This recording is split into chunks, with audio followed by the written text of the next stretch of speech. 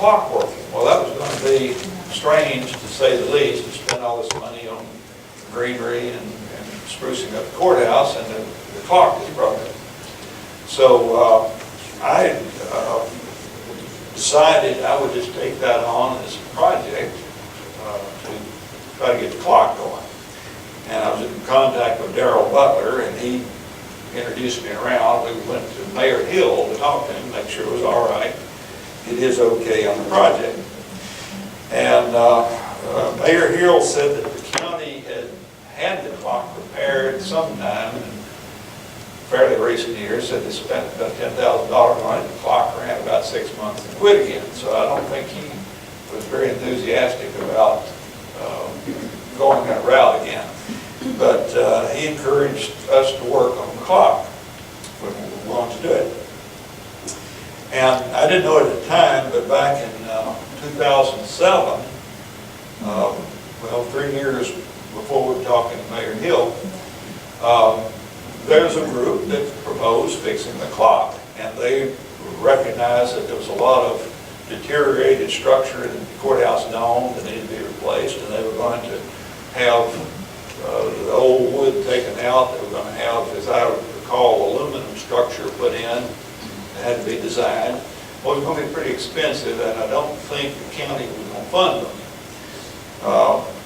For whatever reason, when I first saw the dome in there, it was 3 years after this project had been discussed, and it had evidently been abandoned because there wasn't anything going on. What we found in the dome, and I mentioned there actually sounded like there were 2 projects proposed. One was just getting clocks going.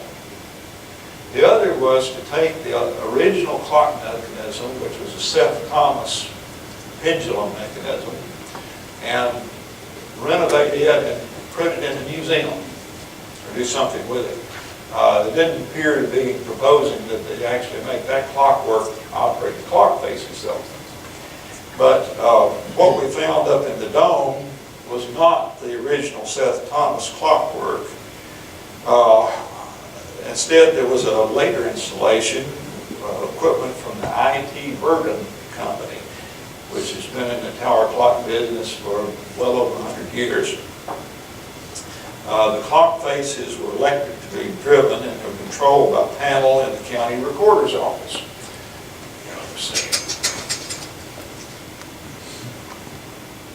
Okay, this is what was in Danny Falk's office. It's still there, in fact.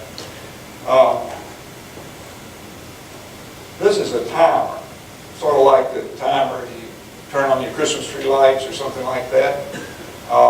That basically controlled the bell, and it had little pegs that you could insert around it to determine when the bell would strike. And it had a couple of switches. You can't really read it on here. There was the hour strike, you know, three bells for 3 o'clock and so on. And then there was a 30-minute strike of a single bell. And they had switches there that would enable that or disable it. This is a pilot clock.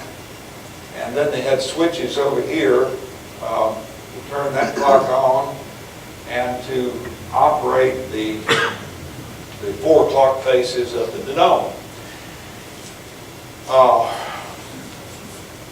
Let's see the next picture up here. It's a little closer look at the bell timer. Okay, up in the dome, on a platform that's about 22 feet off of the floor up in the dome, there was this gearbox. This was centrally located at the dome, about precisely in the middle. It had an electric motor on it and 4 shafts that came out, 4 different directions, one for each clock face. Each one of these had an extension shaft about 15 feet long on it, and that went out to an individual gearbox on the back of each clock face. The little motor was controlled from the switch panel downstairs, and when it was just in normal mode, it caused these shafts to rotate at 1 RPM. shaft was, of course, hooked into a gearbox on the clock face. The gearbox on the back of each clock face would gear that down to 1 revolution per hour, which was the minute hand. And then it had another reduction in there, 12 to 1, to operate the hour hand. Yes? All your mechanism looks like brass, is that correct? There was some brass in it. I think the gears were steel, as I recall. The thing's still in my basement, if anybody wants it. It's a greasy mess. It had an oil sump in it, and it basically ran in oil. And I've had people tell me, well, the motor was a sewing machine motor. It sort of looked like it, but it's definitely not a sewing machine motor. First place, it has to be a synchronous motor to keep accurate time. And it had 2 internal gear reductions in it before it ever got to this shaft. And these other gears were set up so that in normal mode, these ends ran at 1 RPM. But if you reverse the motor, and there was a reverse switch downstairs, these shafts would run 30 RPM, run 30 times normal speed backwards. And that was the way you could quickly move the clock hands around to set the time. I remember as a kid seeing those clock hands move backwards. You could just, they were moving fast enough you could watch them move. So I guess this was in place back when I was growing up here at some point. I couldn't tell exactly when this thing was built, but it looked like something from the 50s or 60s, maybe as late as the 60s. Well, at any rate, when we saw that, I said, well, it just needs to be cleaned up.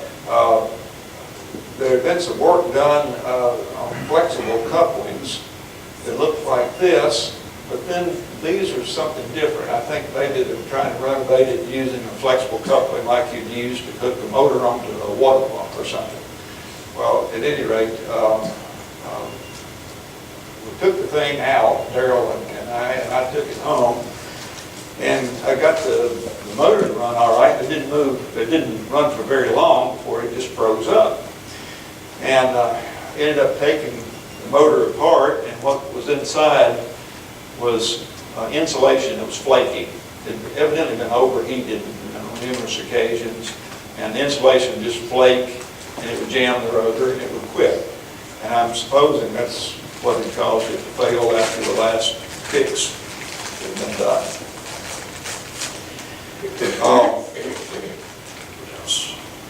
Well, I had to have a plan B. I decided there's no way I could fix that motor. I didn't know where to get another one. Another tale circulating around the courthouse was that the last time they changed that motor, it cost $1,000. In my work, I had offered to use stepper motors for things.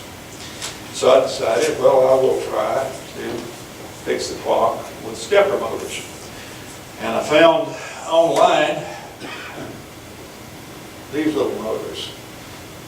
I found them for $18 a piece, and I bought enough of them for the clock and some spares. And then we proceeded to try to adapt the gearboxes that were on the back of the clock face to this little stepper motor. Incidentally, the side benefit to that is without, or if you put a clock, if you put a stepper motor on each clock face, you don't need the central gearbox or anything. You don't need a 22-foot high structure in the middle of the dome to hold this thing, and you don't need shafts out each direction. And if you do it right, everything can be controlled from the floor. So it started out,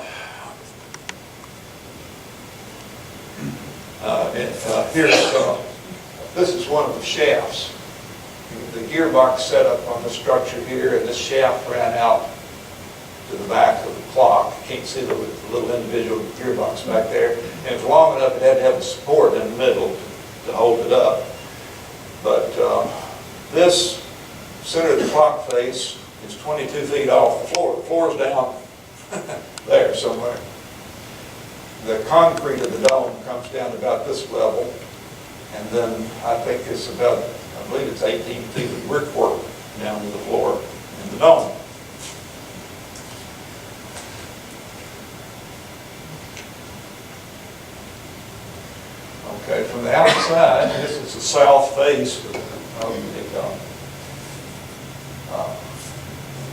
clock. It doesn't show up here on this monitor, but the clock face was cracked all the way across on the south.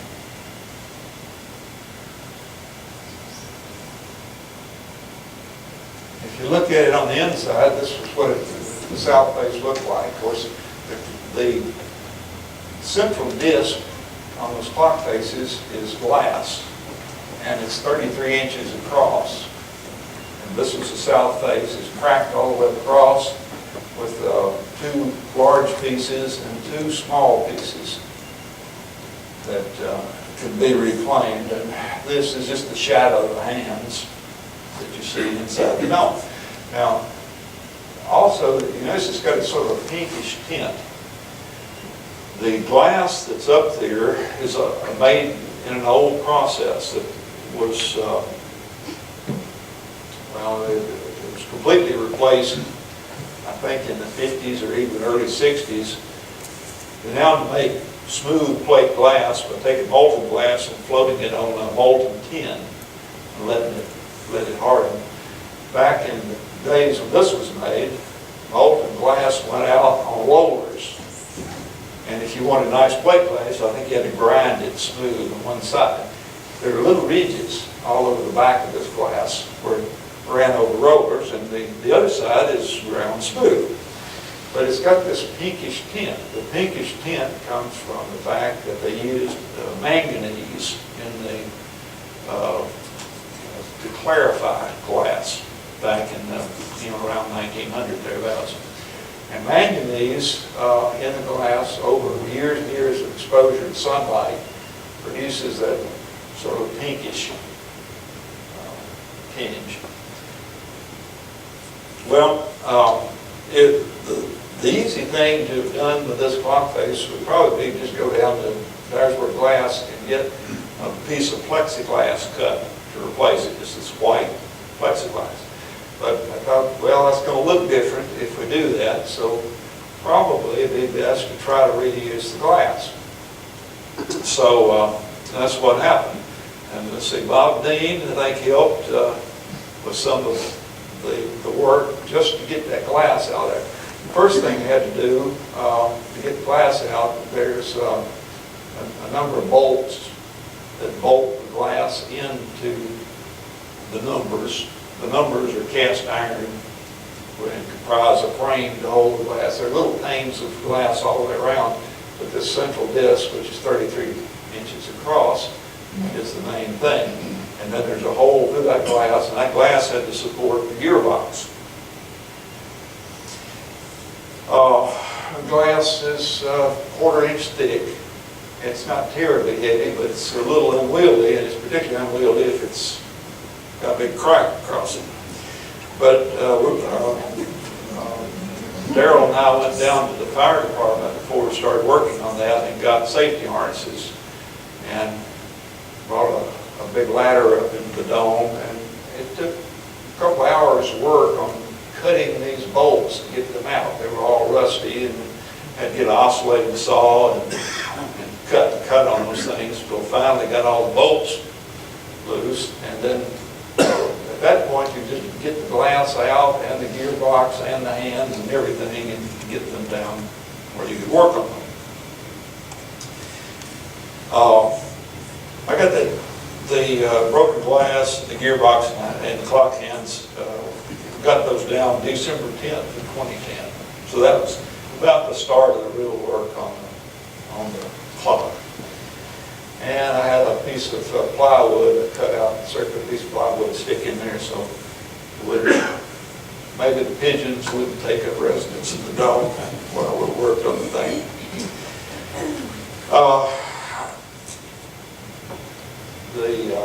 Now let's show you some of the work I did on the glass.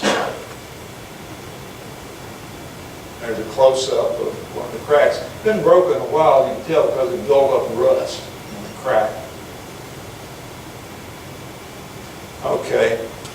I took the glass and the hands and the gearbox and everything home, and fiberglass the broken disc. This fiberglass cloth added there, and then the thing was still not strong enough for fiberglass on it to handle it by itself, so made a wooden cradle and a clamp arrangement to hold the glass together while we handled it, and the hook to hoist it with. And I think Bob and Johnny Smith helped to hoist this back up into the slot in the south clock face and put it back in. But of course we had to work on the gearboxes some too. Each clock face had its own individual gearbox. It looked like this. The shaft that came in from the central gearbox hooked on the inside, and then it had a nut and a bushing that fit through the hole in the glass disc, and then the hour hand went on this shaft and the minute hand on that shaft outside. And there was a wide angle gear drive in here that drove a worm and a worm gear that drove the minute hand, and you had, like I said, a 12-to-1 reduction off that shaft to drive the hour hand. Let's see. Tried hooking on the stepper motor just to drive this shaft. That didn't work too well. So then modified the gearbox. Took out the shaft that normally came in from the central gearbox and put in a longer shaft here for this worm. Left this gear in place just as a clamp to hold things in place. But there's a gear gone from here, and this shaft is gone. And with this extension, you can drive the gearbox from a motor off to the side rather than being way behind it in the middle of the dome. It's just a foot or so off to one side. Incidentally, the gearboxes were designed to have oil in them.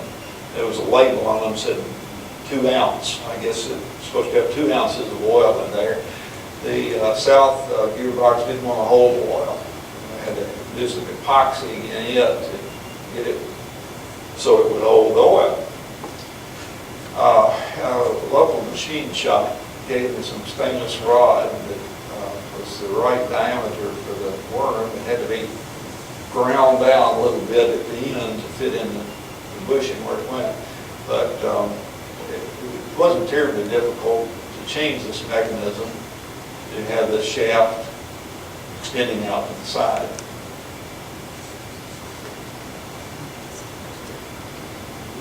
Okay, when we got the thing together, had to check it out. Well, here's one of the little stepper motors. Here's the extension. The extension is just 1/4-inch wooden dowling, incidentally. Doesn't take much torque to move the thing. And they're just rubber hose couplings between the motor and the wooden dowel, and between the wooden dowel and the gearbox, which is sort of hidden by the minute hand here. This is a minute hand. So put the thing together in the basement and set it operating. Incidentally, this is a laptop computer that is used to program a microprocessor. The control of the clock now is programmed into a microprocessor system. So I had to satisfy myself that indeed this thing would turn the hand accurately. And when it did, then we installed it in the courthouse. Hey, John, Yes. talk to him about the balance of that hand.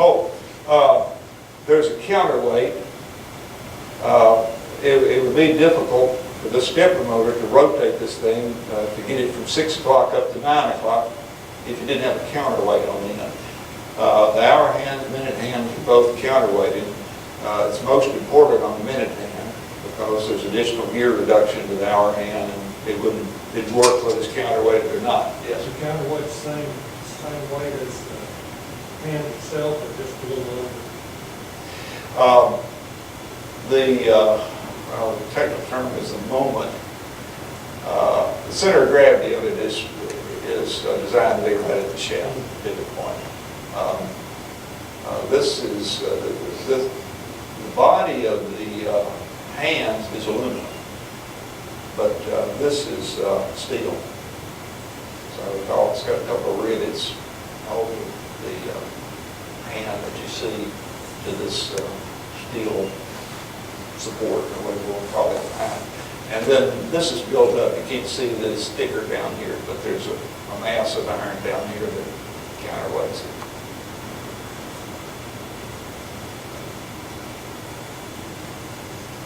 Okay, this was the installation on the south face of the courthouse. These white pieces here are some plastic material that used to sort of brace the glass disc and support the stepper motor. And once this was put in place, it went around it with this black silicone caulk. So the glass is in there pretty well right now. It wouldn't come out even if you took the clamps loose without cutting the silicone loose. It's in there pretty secure. And even though it's cracked, and I don't know whether long-term that fiberglass is going to stay on there well or not, I don't think it's ever going to come out unless somebody intentionally takes it out.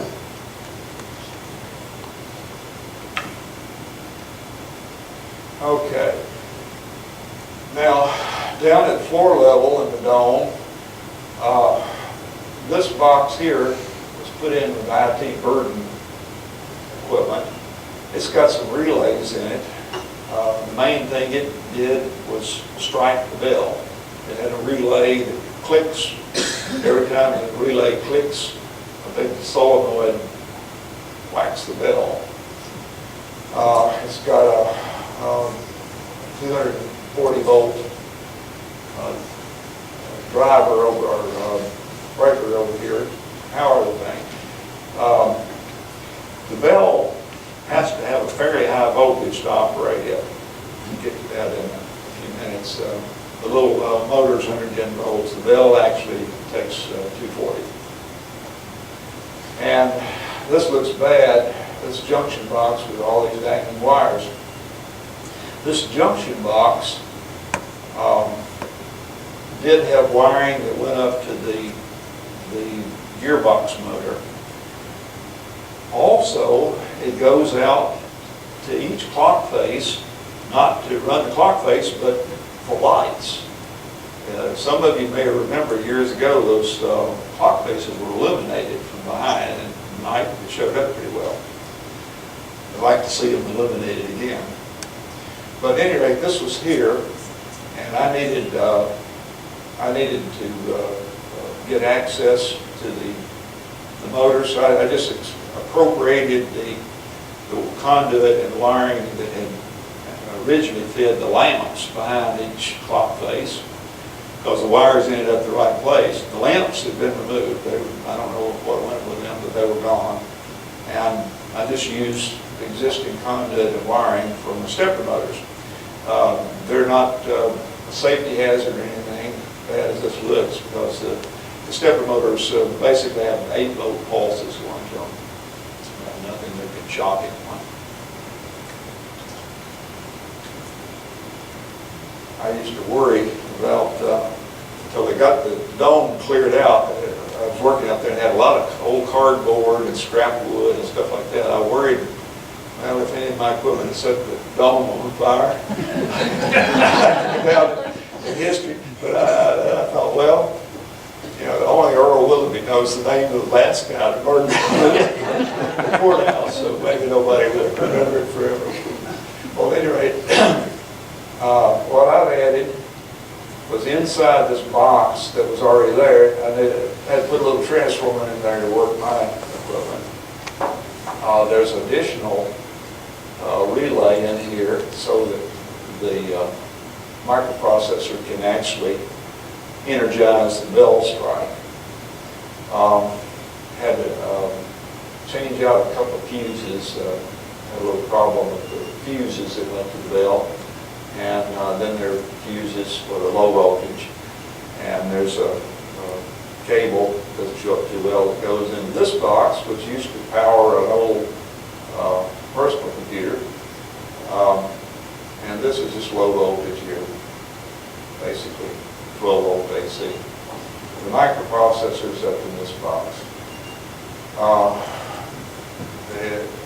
this is a little control box we put together. It's just 12 switches, and it doesn't show up too well here, but there's a switch for each clock face. And normally the clock face is set up there, running, the motor's running the clock faces. But you can de-energize the motor. If you want to stop a motor, you can just flip the switch and it stops that motor and then the others run. And that gives you a convenient mechanism for synchronizing all the clock faces. If they're out of sync with each other for some reason, you just, the easiest way is just to set them ahead of the correct time. And if a clock face is 3 minutes ahead of the correct time, you just go up and kill that switch for 3 minutes and turn it back on. And then it's synced with the rest. There's a little connector here, and it feeds back around and ends up coming in and powering a relay. And every time it energizes that relay, it strikes the clock. You can also pull that cable out, and I've got another cable that will go into a laptop. And when you hook that cable to the laptop, plug it in up here, and do the right things with the switch panel, you can get some information out of the system. And you have to set the time of day, the day of the week, the year, the month, and et cetera, so that the microprocessor can keep the correct time. It's got the daylight saving changes programmed into it, supposedly with a calendar algorithm that stretches out for about 100 years and will keep track of the leap years. And let's see, is anything else in there? That's pretty well it.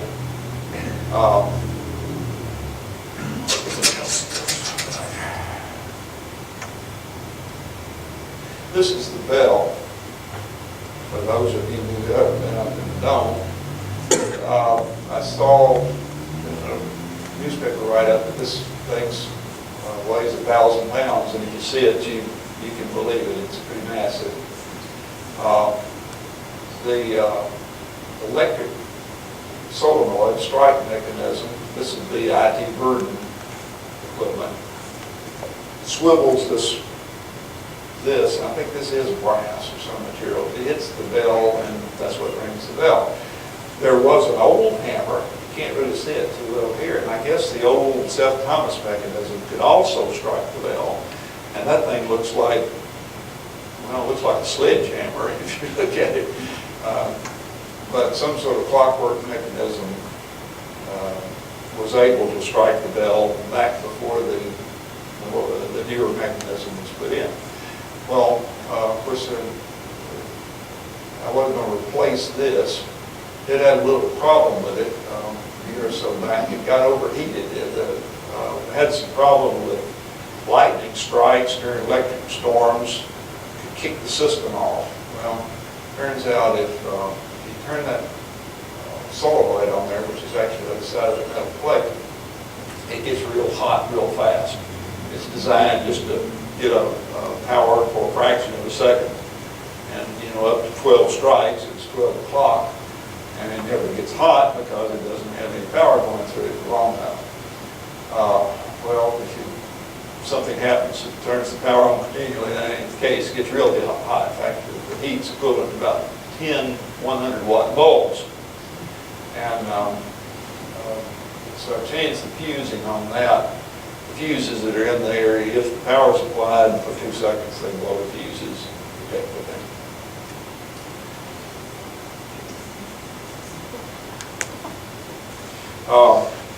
This is the vista up in the dome. I'm trying to remember, I want to say that's the west clock face there. And you're up about the north clock face looking across the dome. And there's all this old scaffolding up in there.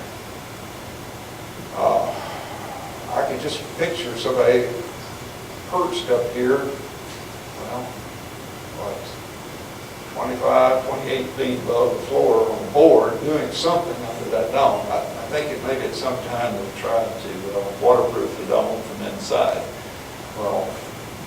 nobody'd send workers up on scaffolding like this anymore. I don't know when that date's from, but it needs to be cleared away.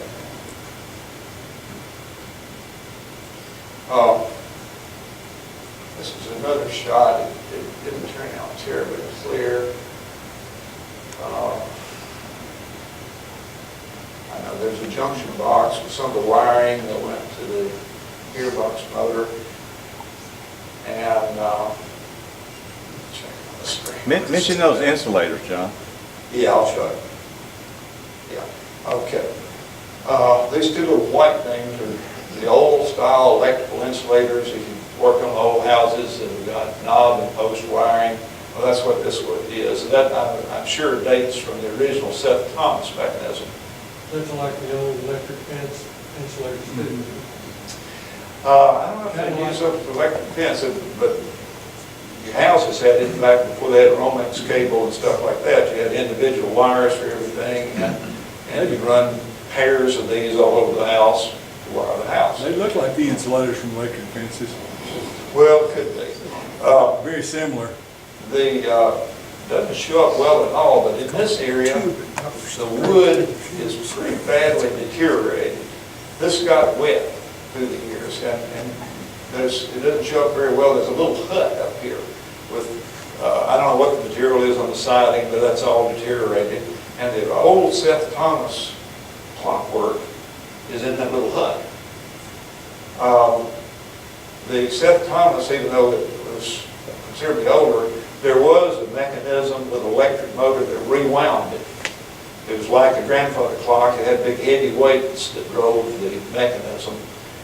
And I guess they had switches or something, so when the weight sank low enough, it turned an electric motor and wound the thing back up.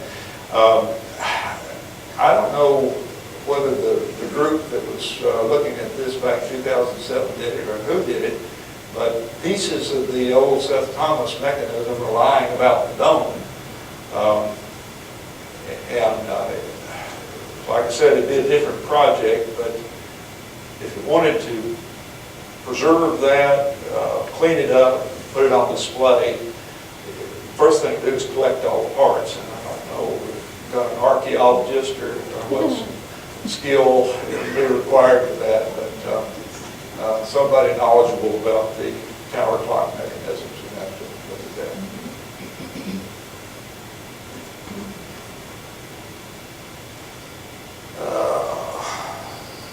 That's just something at floor level.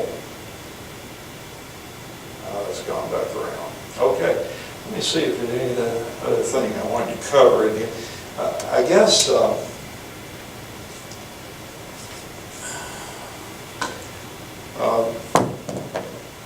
talk about some of the things I had to do over the months after it got the 4 o'clock faces going.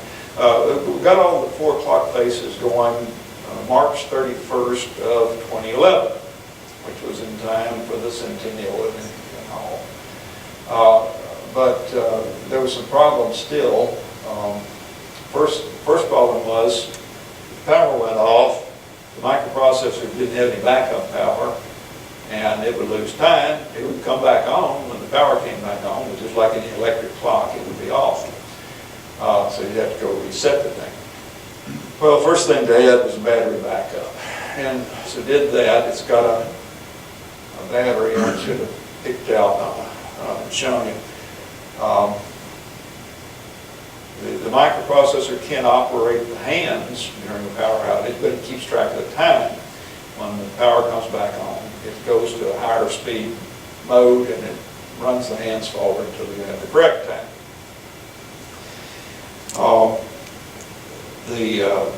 The bell control wasn't in the microprocessor immediately. It had to be added later. We used the original timer down in Danny Falk's office for the bell for a while and let the microprocessor just run the clock hands. But the bell will get out of sync with the hands. If the power went off, somebody would have to reset the bell down in Danny Falk's office. So by getting everything nested in the microprocessor. You can keep track of time. It knew when to strike the bell after the power failures. Had, like I said, problems during electrical storms. Several times the system was kicked out and go down after electrical storm, and it had stopped and restarted, and they didn't know what day of the year it was or anything like that. And you'd have to reset all that.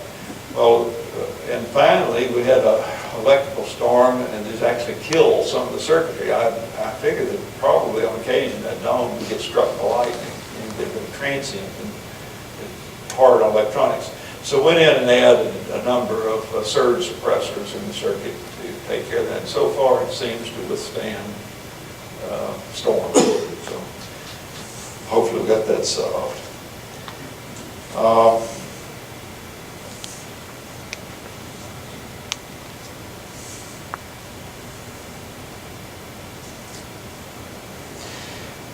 Talk about future work.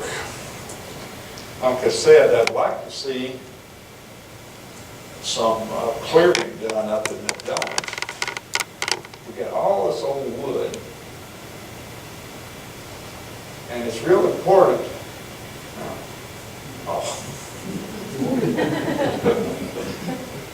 Back up.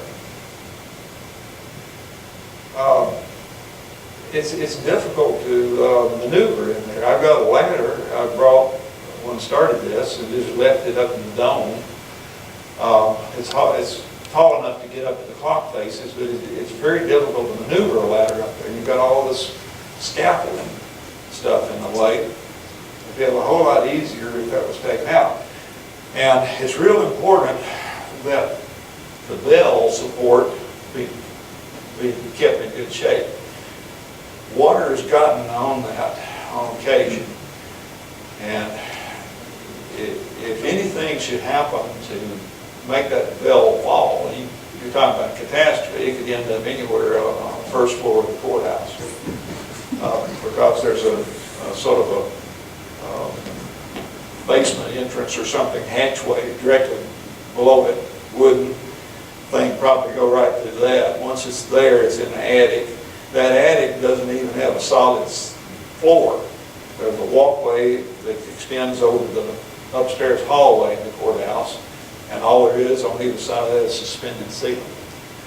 And if you can postulate some sort of disaster that turns that bell loose, you do have a catastrophe. I would really like, and I've made the pitch a time or two, we need to get somebody up there that's qualified structural engineer to look at what ought to be up there.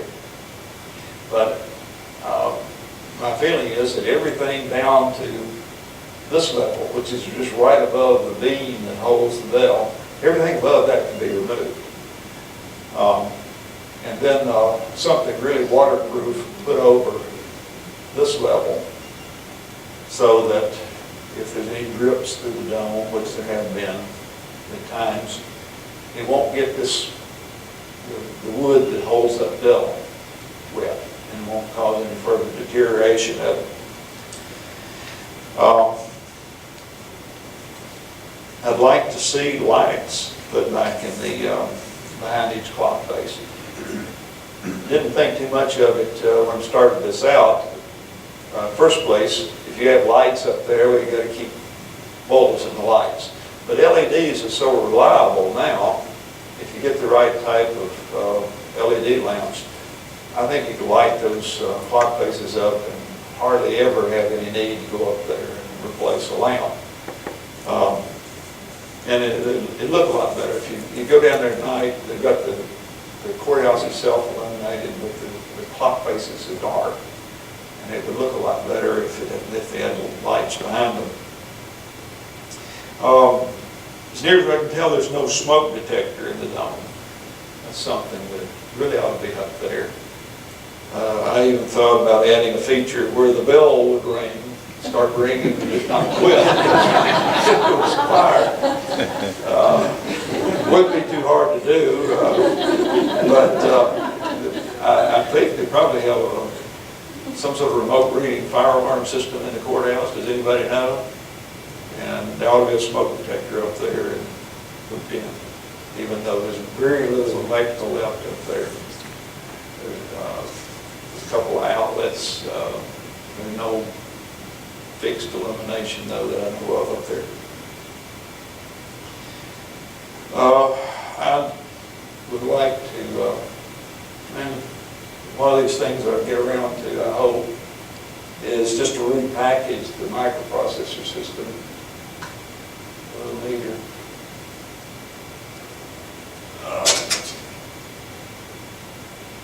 The microprocessor itself is in a waterproof Carlin box, you call it. You can get them out at Lowe's and used them in my work a lot over the years.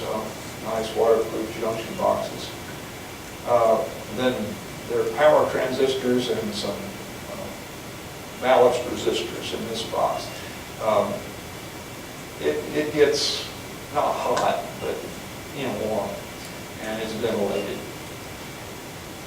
I'd like to put this in a little bit better, more waterproof packaging, because water does get in here on occasion. You may have mentioned that electrical storm effect system. Why not community? Okay, the neat thing about these little motors, they don't get very hot, but they're always warmer than ambient. And they're warm enough that, like the conditions we've had the last few days, are not going to cause moisture to condense on the motors. Do they make those motors explosion proof? Answer that. Basically, the motor itself cannot generate a spark. There are no brushes or anything. The stepper motor is actually a type of permanent magnet motor. It's got a special magnet arrangement in there with basically 50 teeth on it. And it takes, it actually takes 4 pulses that you produce by powering these wires in different combinations. Each time you go through that sequence of 4 pulses, you move 1 tooth. So it takes 200 pulses to make one complete circle. And so you have to get 1 RPM out of that shaft, you got to give it 200 pulses a minute. But there are no sparks. I would consider it explosion proof to an extent. I don't know what would explode up there. There's no fumes or anything. Where, you might know this anyway, where there are gases that could explode. Oh yeah, I'm very familiar with it. One of my jobs in Oak Ridge was to put some equipment. They're also waterproof. Well, of course, something can be waterproof without being explosion proof.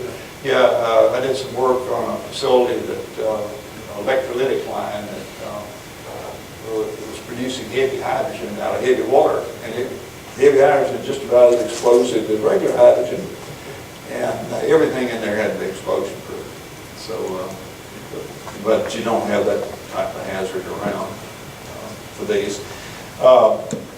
Plus, these are mounted about the driest place up there. They're up behind the glass, high up in there, and each glass window's got a little arch over it, and water basically can't easily get into the things. It wouldn't stand being immersed, I don't guess, very well, although it would probably still operate for a while immersed. And all your wires going to your motors operate synchronously. Yeah, they're carrying little pulses, 8 little pulses, basically, positive and negative pulses. Just each motor. Each motor. Yeah. Well, there's another little trick that's done there to balance currents through the motors and all. But basically, yeah, at the same time, every time one motor gets a pulse, they all get a pulse. Hey, John, 2 things I remember as a kid about that dome. One was the Christmas lights that appeared to come out of the very top and drape over the dome each Christmas. And the other was the fact that there used to be a flagpole on top of that dome. Can you speak to those things at all? Yeah, I talked to Kerry down at the courthouse about that. He said he actually did something with that flagpole at one time. I don't know when the flagpole disappeared. I think it was after I moved away from here back in the 60s. If they wanted the flagpole back, you need some way to get to it, and you certainly wouldn't want to crawl up on the woodwork that's there. And there's been a sheet metal sort of a rain shield installed on top of all this wooden structure. I'm not even sure how you get to the flagpole. If you wanted to go back and have a flagpole, you need to design some sort of stairway, something to get up to the opening in the dome. Is there an opening up there now? I'm sure there's an opening in that. There originally was an opening, and it's poured concrete. I don't think they poured concrete in it to close it. It's got something closing it. I know that when they were having trouble with water getting in the dome a few years ago, if you went up there, you could see water lying on top of this metal, Okay. which was all sort of crumpled up as though something had hit it and crushed parts of it. Let's see if we've got some pictures of that.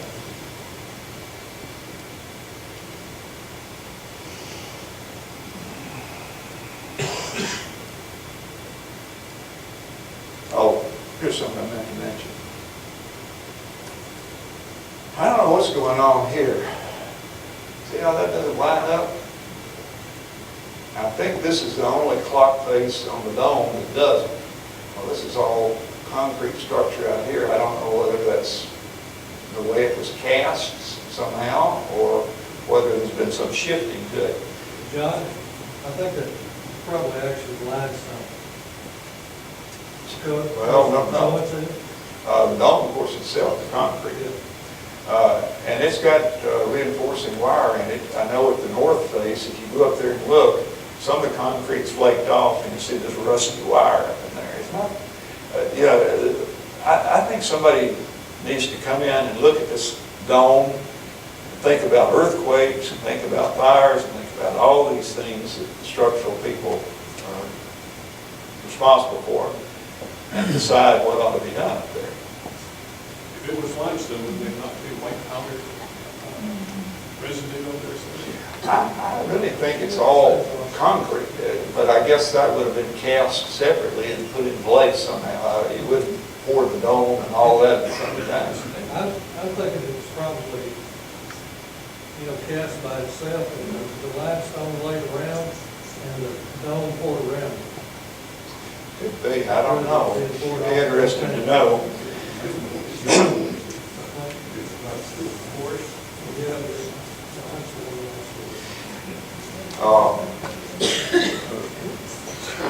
I might mention, I need to get back up there on the west face. The west clock face is not running right now. The gearbox on it gave me some trouble when I did the original work. The worm and the worm gear didn't line up well in there, and I tried to get the worm gear loose on the shaft and get it lined up, and it just didn't want to budge. And I couldn't beat on it with a hammer or do anything with it to move it, so I just left it the way it was. It ran pretty well over the past 8 years, but here lately it's not. It's binding up. I tried changing the oil in it. That didn't cure the problem. So really the gearbox needs to come down. Get the gearbox down and put a ladder outside on the roof. Go up and take off the hands and loosen it, remove the nut that holds the gearbox in the glass. And you have to get up inside the dome on the ladder, pull the gearbox out, and reverse the process, of course, when you put it back together.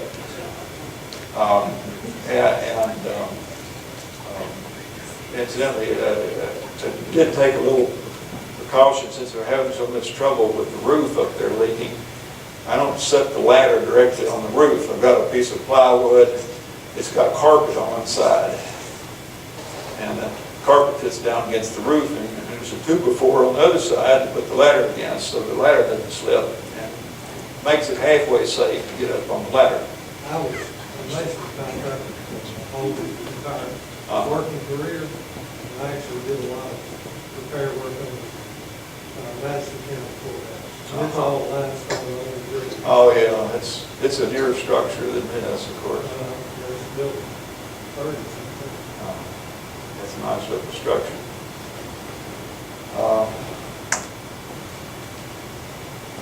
I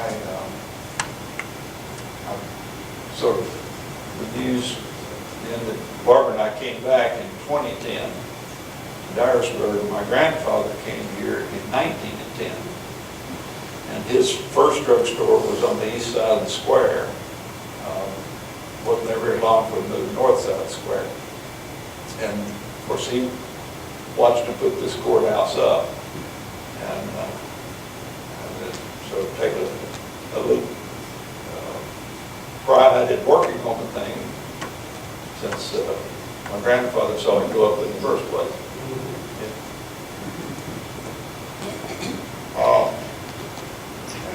Anything else? The last coating of the dome, incidentally,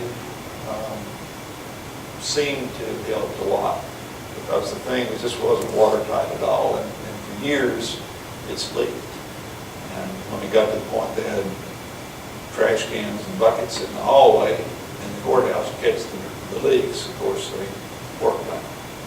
Being that old, it probably, the concrete probably wasn't vibrating in place. Oh, I feel confident that they have vibrators there. Probably forced because of that. Yeah, and I know my co-op student, I worked at Alcoa, and Alcoa had dams up the mountain. A dam doesn't hold water back. Water goes through the dam. It seeps through, but it goes through. Steve? Got a question about the workmanship on the original clock face. Yes. If all four of those, were they close enough in the exact same size, to be the same size, that could they have ever been interchanged, or were they all just individually made? I feel confident that they were all the same size. I don't know what sort of tolerance you'd have, but like I said, 33 inches across. This frame is a casting. I can't recall whether it's all one-piece casting or not, but the frame sort of dictates how big the glass can be to fit in it. And I'm sure they probably didn't have more than one setup for casting the framework. If you decided to go back to LED lights behind it, would your repairs show, or are they fairly transparent? It's possible they would. You just have to see. It'd be easy enough to go up there with just a portable LED light, light it up some night and see what it looks like. Was this a big spotlight? Yeah. Handheld spotlight? You shine it on one and somebody outside. Well, I don't know how many lights around. You want it to look fairly uniform, I think. Are the original lamps still in there? No, there was some really old lighting up in there. You can see some really old sockets on some of them. And then one of my pictures, I think, showed something that looked like fluorescent lights. Let's see if I can try it again.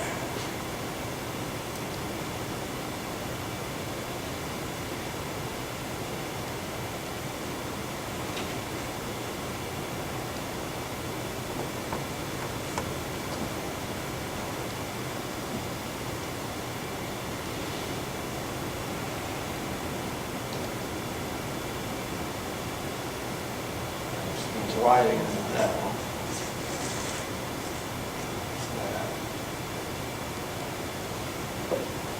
Could have been a picture we didn't use.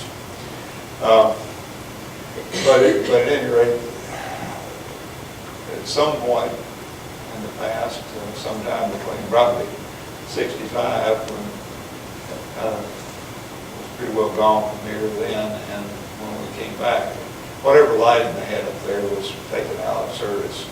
I know some of the stuff lying around the dome and started working on it was old light fixtures.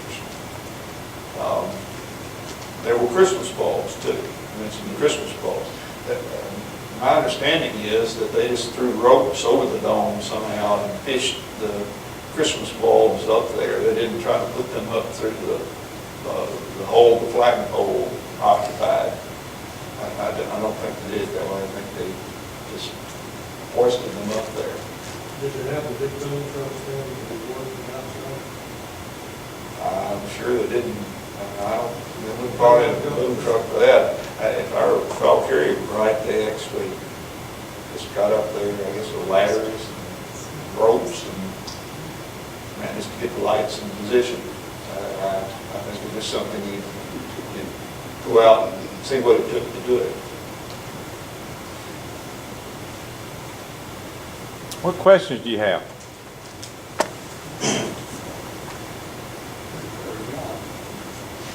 Have you ever worked on anything like this before, or you just, something you Oh, just got into? yeah. Based on your My- background? My background is I'm an electrical engineer.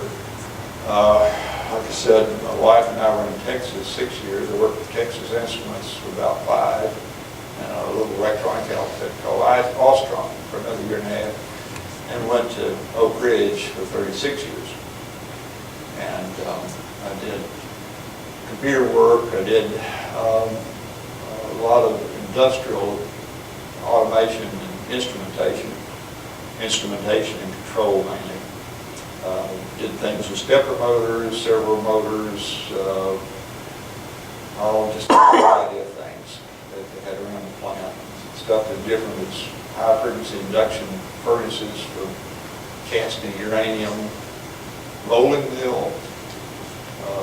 We had a rolling mill had to do some work on. Spent 7 years on a project to build a centrifuge enrichment plant up in Pikeman, Ohio. And after 7 years and $4 billion through government's work, they closed the project. And the most satisfying job I had in Oak Ridge was actually after I took a retirement. I actually took retirement in 2002 and went through a job shop outfit working on the spallation neutron source for 5 years as that project was building. And of course, at the end of construction, my contract ran out.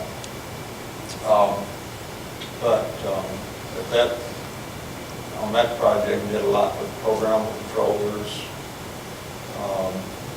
some special instrumentation that they needed for a project in a reactor, high flux isotope reactor.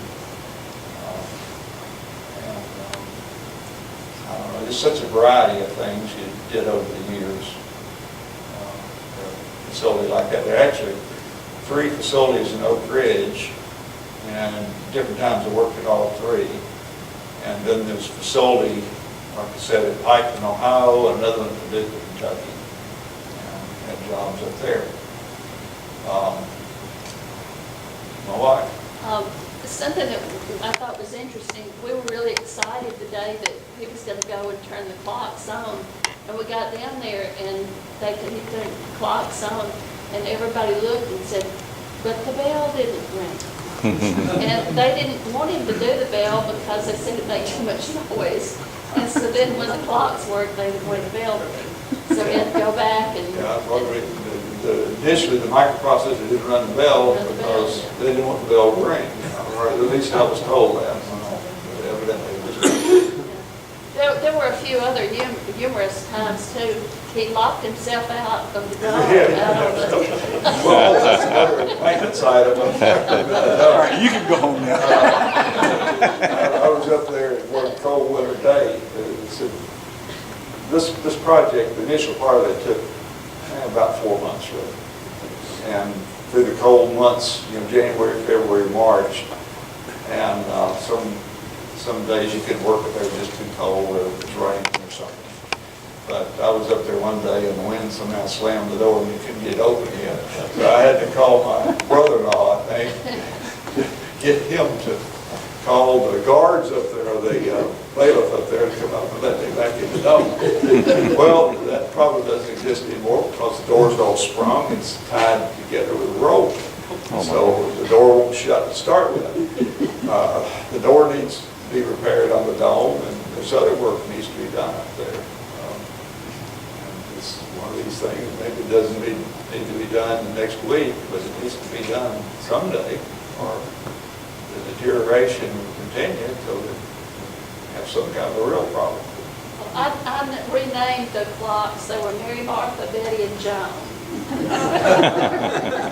He spent so much time with this. Well, let's give John a big hand for the work he's doing.